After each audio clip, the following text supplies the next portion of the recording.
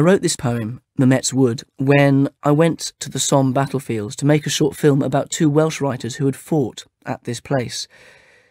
The two writers were called David Jones and Wyn Griffiths, and they wrote very, very different accounts of this dreadful battle.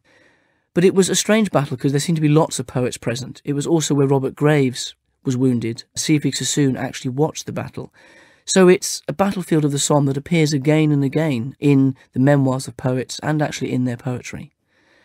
And I really wrote this because while I was there, they uncovered a shallow grave of 20 Allied soldiers who had been buried very, very quickly, but whoever had buried them had taken the time to actually link their arms, arm in arm.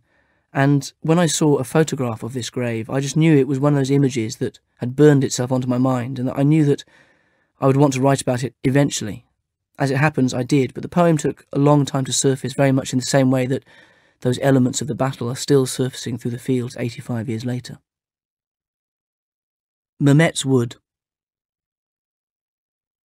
For years afterwards, the farmers found them, the wasted young, turning up under their plough blades as they tended the land back into itself.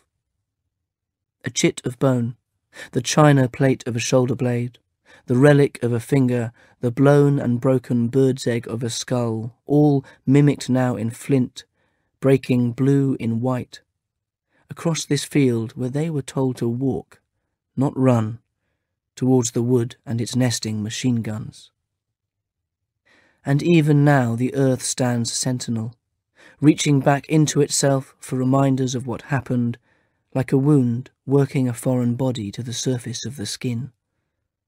This morning, 20 men buried in one long grave, a broken mosaic of bone linked arm in arm, their skeletons paused mid-dance macabre in boots that outlasted them, their socketed heads tilted back at an angle, and their jaws, those that have them, dropped open, as if the notes they had sung have only now, with this unearthing, slipped from their absent tongues.